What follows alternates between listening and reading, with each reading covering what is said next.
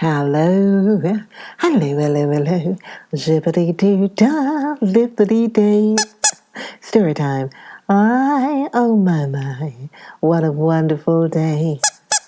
We're going to the farm today. Yes, we are going to the farm, starting Animal Farm. And so, I hope you're good. I'm good. Well, so let's start. Mr. Jones, off the Manor farm, had locked the hen houses for the night, but was too drunk to remember to shut the pop holes. With the ring of light from his lantern dancing from side to side, he lurched across the yard, kicked off his boots at the back door, drew himself a last glass of beer from the barrel in the scullery, and made his way up to bed, where Mrs. Jones was already snoring. As soon as the light in the bedroom went out, there was a stirring and a fluttering all through the farm buildings. Word had gone round during the day that old Major, and that is the prize middle white boar, had had a strange dream on the previous night, and wished to communicate it to the other animals. It had been agreed that they should all meet in the big barn as soon as Mr. Jones was safely out of the way. Old Major, so he was always called, though the name under which he had been exhibited was Willendon Beauty. But he was so highly regarded on the farm that everyone was quite ready to lose an hour's sleep in order to hear what he had to say. At one end of the big barn, on a sort of raised platform, Major was already ensconced on his bed of straw, under a lantern which hung from a beam.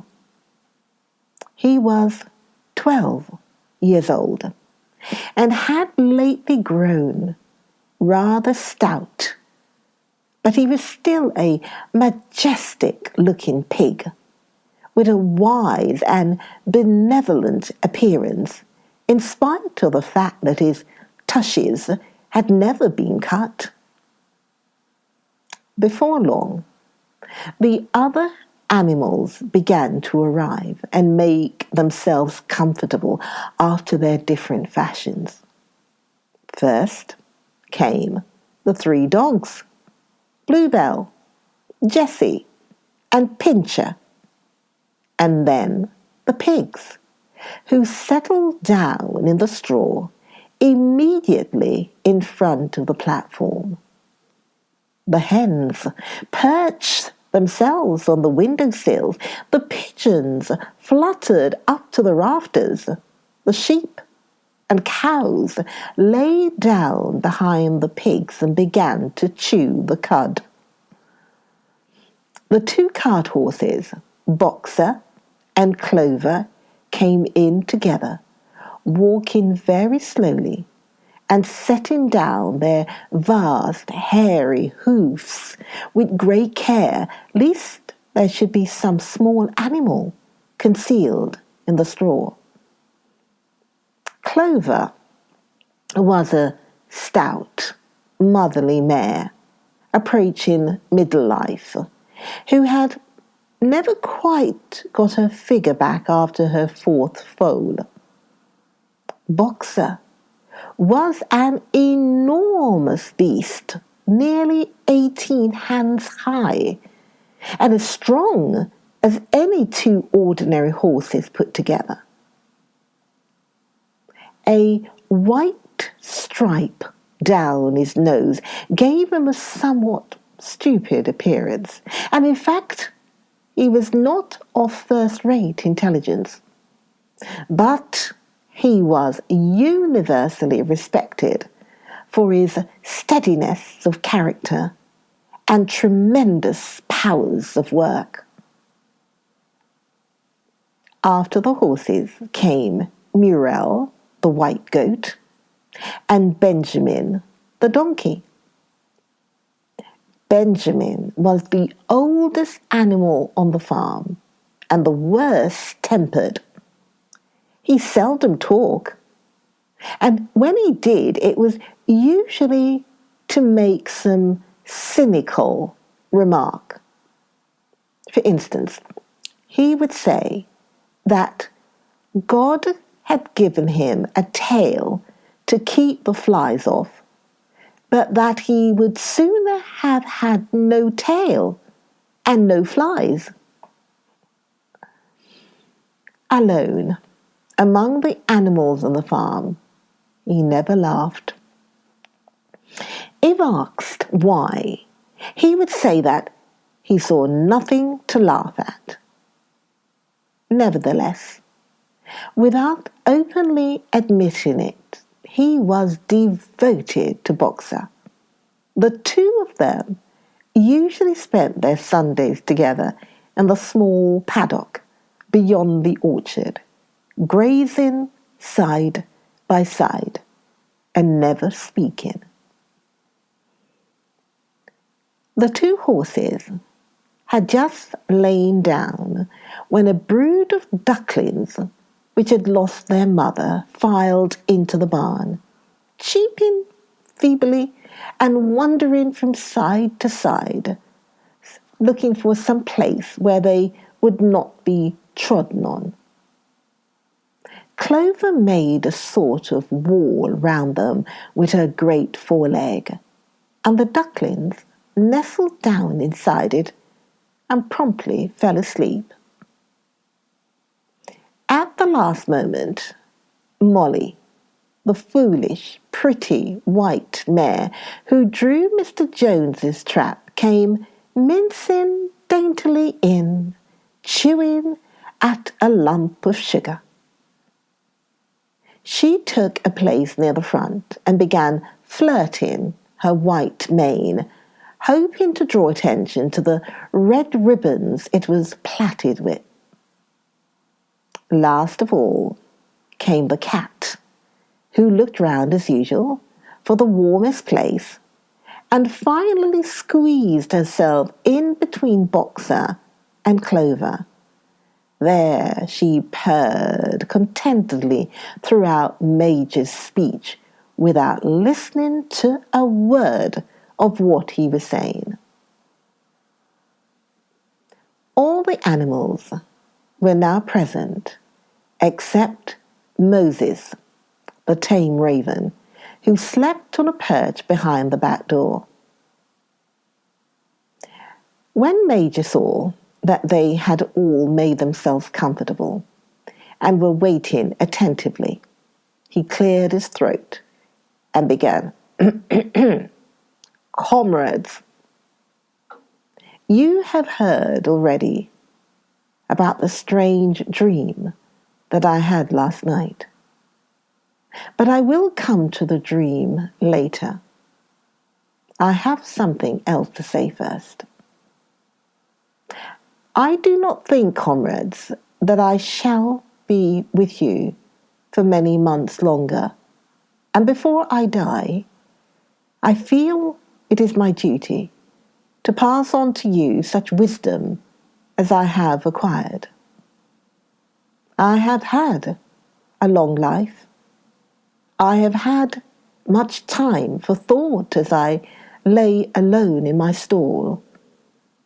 And I think I may say that I understand the nature of life on this earth as well as any animal now living.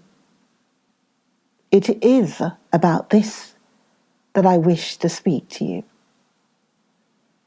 Now, comrades, what is the nature of this life of ours? Let us face it. Our lives are miserable, laborious, and short.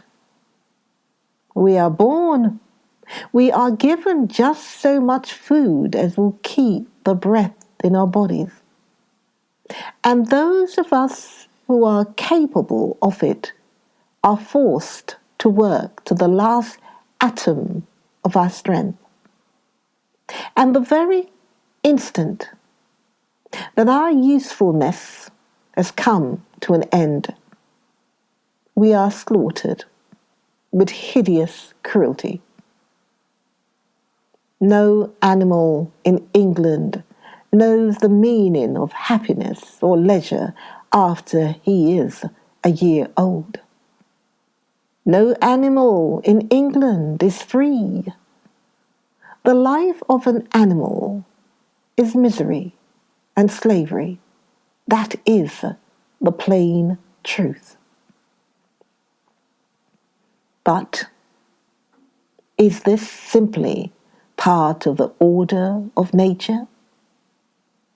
Is it because this land of ours is so poor that it cannot afford a decent life to those who dwell upon it? No, comrades, 1,000 times no. The soil of England is fertile. Its climate is good. It is capable of affording food in abundance to an enormously greater number of animals than now inhabit it. This single farm of ours would support 12 horses, 20 cows, hundreds of sheep, and all of them living in a comfort and a dignity that are now almost beyond our imagining. Why then do we continue in this miserable condition? Because nearly the whole of the produce of our labour is stolen from us by human beings. There, comrades, is the answer to all our problems. It is summed up in a single word: man. Man is the only real enemy we have. Remove man from the scene, and the root cause of hunger and overwork is abolished forever. Man is the only creature that consumes without producing. He does not give milk. He does not lay eggs. He is too weak to pull the plough. He cannot run fast enough to catch rabbits. Yet he is lord of all the animals. He sets them to work. He gives back to them the bare minimum that will prevent them from starving. And the rest he keeps for himself. Our labour tills the soil. Our dung fertilizes it. And yet there is not one of us that owns more than his bare skin.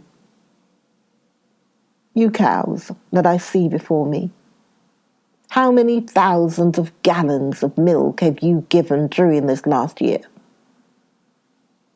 And what has happened to that milk which should have been breeding up sturdy calves? Every drop of it has gone down the throats of our enemies. And you hens, how many eggs have you laid in this last year? And how many of those eggs ever hatched into chickens? The rest have all gone to market to bring in money for Jones and his men. And you, Clover, where are those 4 foals you bore, who should have been the support and pleasure of your old age? Each was sold at a year old. You will never see one of them again. In return for your 4 confinements and all your labour in the fields, what have you ever had except your bare rations and a stall? Join me Join me for the next video, the next episode of Animal Farm.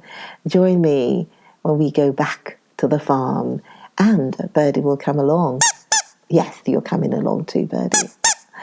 Next time. Okay, so look out for the next video. Join me for the next video of Animal Farm. See you then. Bye.